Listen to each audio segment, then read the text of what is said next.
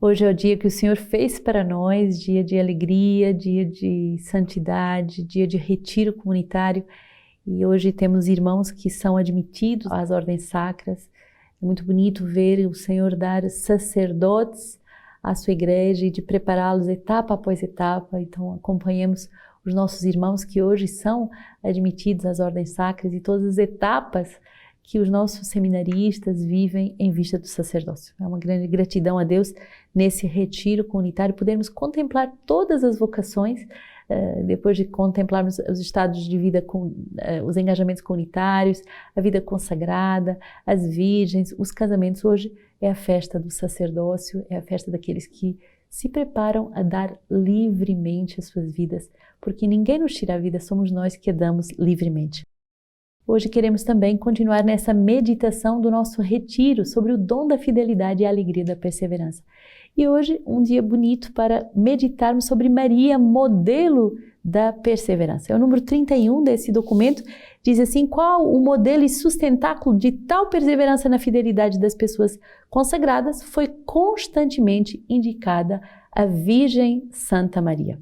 São João Paulo II evocou na conclusão da exortação apostólica Redemptoris Domus, entre todas as pessoas consagradas sem reservas a Deus, ela, a Virgem Imaculada, é a primeira. A Virgem de Nazaré, também é a mais plenamente consagrada a Deus, consagrada de maneira mais perfeita. Perseverando, pois, na fidelidade àquele que é fiel, esforçai-vos por buscar um apoio especialíssimo em Maria. Com efeito, ela foi chamada por Deus à comunhão mais perfeita possível com seu Filho. Que seja ela, a Virgem fiel, também para nós, a mãe da nossa caminhada evangélica. Que ela nos ajude a experimentar e a mostrar diante do mundo quanto o próprio Deus é infinitamente fiel. A expressão perseverança na fidelidade constitui uma das chaves interpretativas mais eficazes para ler a exortação apostólica Vita Consacrata. Nela, a perseverança põe-se em direita relação com a própria fidelidade, para além das suas diversas expressões. A perseverança, antes mesmo de que a fidelidade à regra ou ao carisma, diz respeito exatamente à fidelidade de Deus. É uma espécie de síntese de todo o caminho da reflexão do magistério. Então, a alegria de termos a Virgem Maria como modelo da nossa perseverança, da nossa fidelidade, ela também que nos gera como consagrados. E aí, queria vos dar um pequeno testemunho muito simples, pessoal, de consagrarmos o nosso sim ao sim da Virgem Maria. Foi uma graça que recebi desde o início da minha vocação, percebia que somos todos instáveis, que temos todos oscilações, que podemos ser muito tentados de uma coisa ou noutra, mas consagrar o nosso sim pequeno ao sim perene da Virgem Maria. E posso vos dizer e testemunhar com muita alegria que ao longo de todos esses anos seguindo Jesus, nunca pensei abandoná-lo, nunca pensei desistir da vocação consagrada e sou muito feliz de seguir nosso Senhor.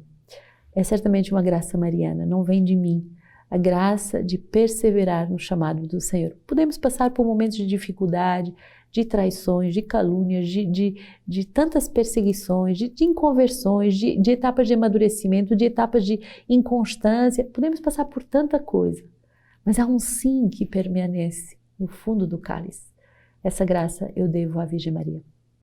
Itinerário crescente de fidelidade, é isso que nós somos chamados. A fidelidade não é algo estável, não é algo que eu recebo uma vez por todas, mas é um itinerário, é uma corrida, é um percurso que eu aprendo e que eu faço. 32 vai me dizer: a fidelidade de Deus para com todo homem e toda mulher se manifesta na criatividade ao longo de toda a história da salvação. Consequentemente, também, a nossa fidelidade é contrária à fixidez. É chamada a ser dinâmica, que se quer conservar, torna-se continuamente atual. Fidelidade se conjuga então com criatividade. Algo deve mudar e algo deve manter-se. O importante é discernir aquilo que se deve permanecer daquilo que pode e deve mudar.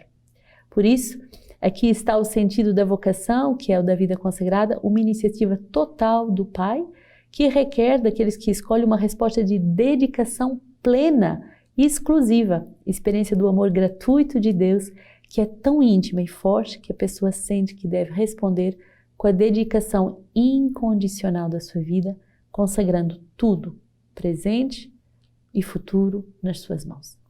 Que bonito, porque perante o chamado de Deus somos seduzidos a consagrar-lhe tudo de forma incondicional, isto é, não pondo condições, não dizendo vou só até aqui, faço assim, eu quero que seja do meu jeito, é do meu... Não, mas consagrando-lhe tudo, tanto o presente como o futuro. Se a fidelidade definitiva, a especial comunhão do amor com o Pai, significa fidelidade à vocação, à consagração e à missão recebidas do próprio Pai, a fidelidade de Cristo funda-se não somente no batismo, mas na aliança esponsal.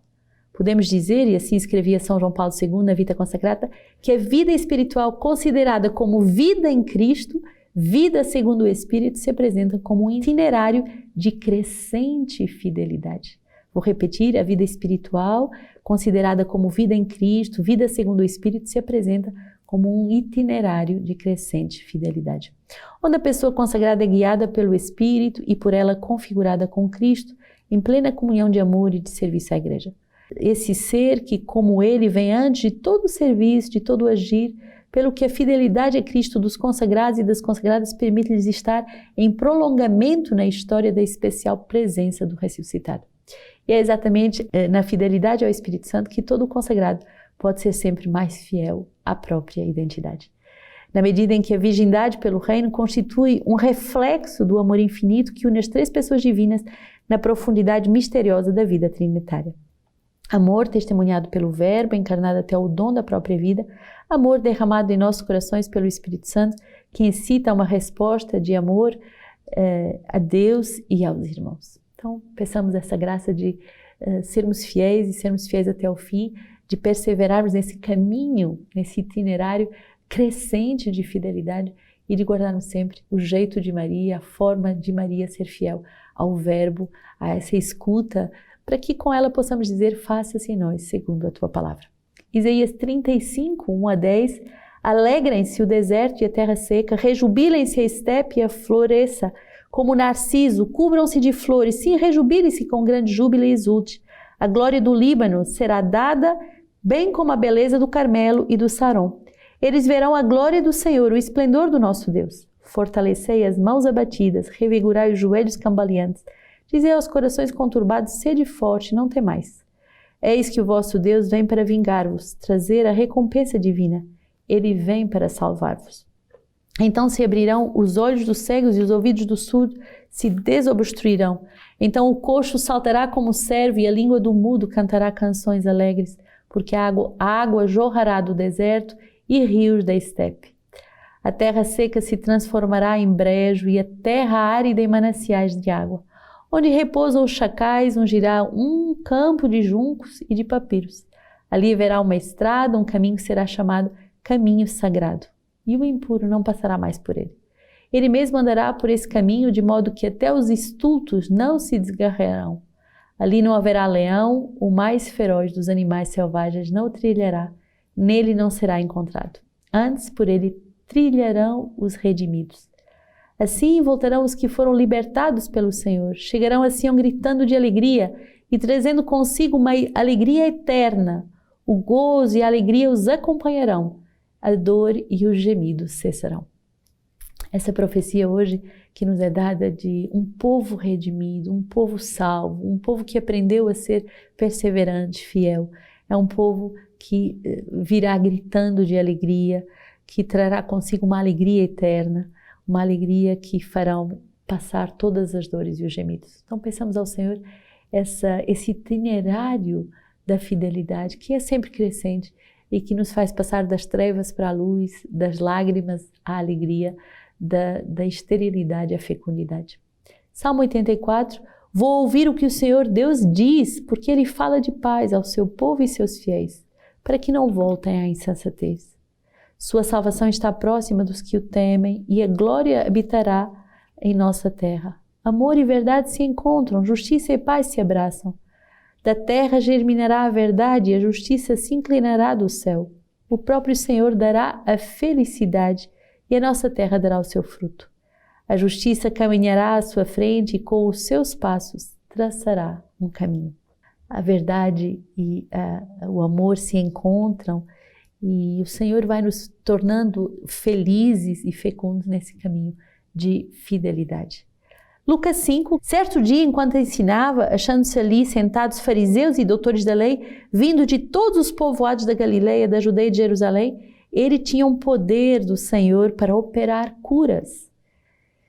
Vieram então alguns homens carregando um paralítico numa maca, tentaram levá-lo para dentro e colocá-lo diante dele.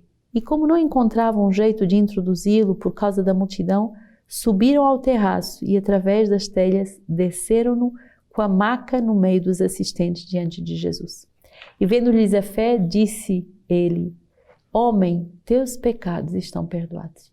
Os escribas e os fariseus começaram a raciocinar e dizendo: quem é este que diz blasfêmias? Não é só Deus que pode perdoar pecados? Jesus, porém, percebeu seus raciocínios e respondeu: por que raciocinais em vossos corações? O que é mais fácil dizer: teus pecados estão perdoados, ou levanta-te e anda? Pois bem, para que saibas que o Filho do Homem tem poder de perdoar pecados na terra, eu te ordeno, disse ao paralítico: levanta-te, toma a tua maca e vai para a tua casa. E no mesmo instante, levantando-se diante deles, tomou a maca, onde estivera deitado, e foi para casa, glorificando a Deus. O espanto apoderou-se de todos e glorificavam a Deus, ficando cheios de medo e diziam: hoje vimos coisas estranhas. O Senhor vai nos fazer ver coisas muito estranhas, porque Ele vai fazer maravilhas na nossa vida e Ele tem uma criatividade incrível para nos salvar. Aqui, esse paralítico que se levanta, que retiram dele todo o fardo, toda a paralisia que o pecado gerou na sua vida e por isso que vai liberto, volta liberto para casa, não mais deitado, não mais prostrado, mas agora livre, capaz de caminhar, por causa da fé, vendo-lhes a fé. Então não há fidelidade, não há perseverança se fraquejarmos na fé. Pensamos uma fé firme nesse dia, pensamos uma fé forte, uma fé capaz de mexer as montanhas e de dizer: essa montanha vai para ali e ela vai. Pensamos essa fé capaz de operar milagres. Hoje temos uma memória facultativa, mas é importante meditarmos sobre São Nicolau. O santo do dia é São Nicolau, amado dos cristãos e alvo de inúmeras histórias, profunda vida de oração, marca. Ele nasce no ano de 275, na Ásia Menor, torna-se sacerdote da diocese de Mira e evangeliza os pagãos, mesmo num clima de perseguição. São Nicolau é conhecido principalmente com os pobres, porque justamente ele recebe em herança uma grande quantia de dinheiro e ele sai pelas ruas distribuindo os bens a todos os necessitados. Nicolau também visita nesse dia 3 pobres moças que não tinham o dote para o casamento e por isso o próprio pai, na loucura delas, na loucura dele, aconselhou que elas se prostituíssem para conseguir o dote e ele vai e joga pela janela da casa dessas moças 3 bolsas com dinheiro suficiente para o dote das jovens. Então, São Nicolau é sempre vestido com as barbas brancas que nós conhecemos, com as vestes que levam, as vestes vermelhas que levam presentes em dezembro e, de verdade, ele é esse bispo de Mira consagrado pela sua grande caridade aos pobres, pelo seu grande amor, um espírito de oração, mas também um grande espírito de milagres. E nesse espírito de milagres, ele faz inúmeras obras à sua volta. É preso, é torturado, condenado à morte, mas se salva em 313 e por causa do Édito de Milão, que concede liberdade religiosa, e então vai participar do Concílio de Niceia, onde Jesus foi declarado consubstancial ao Pai. Nicolau entra no céu em 324 e ao morrer em Mirra com fama de santidade, tendo sido de verdade instrumento de tantos milagres para o seu povo. Uma frase de Santo Agostinho nesse dia tão bonito, em que somos chamados a meditar no pastoreio que Cristo faz à nossa igreja, que Cristo faz à nossa comunidade. A força do amor vença o temor da morte. O Senhor interroga sobre o que já sabia, não só uma vez, mas 2 e 3, se Pedro o ama. E em todas elas confia a Pedro o pastoreio das suas ovelhas. A tríplice confissão apaga a tríplice negação, para que a língua não sirva menos ao amor do que ao temor. E não pereça que a iminência da morte o obrigou a falar mais do que a presença da vida. Seja serviço de amor apacentar o rebanho do Senhor, como foi prova de temor negar o pastor. Quem apacenta as ovelhas de Cristo como se fossem suas, não ama a Cristo, mas a si mesmo. Quem apacenta as ovelhas de Cristo como se fossem suas, não ama a Cristo, mas a si mesmo. Contra esses que também o apóstolo censura, dizendo que procuram os seus próprios interesses e não os de Cristo.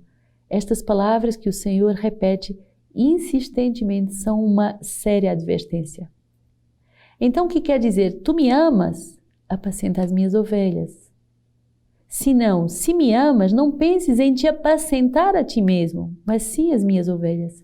Apacenta-as, considerando as minhas, não tuas. Procura nelas a minha glória, não a tua, meus interesses, não os teus. Não sejas daquele que nos tempos de perigo só amam a si mesmo e tudo o que deriva desse princípio que é a raiz de todo o mal. Os que apacentam as ovelhas de Cristo não amem a si mesmo. Não as apacentem como sendo próprias, mas como pertencentes a Cristo.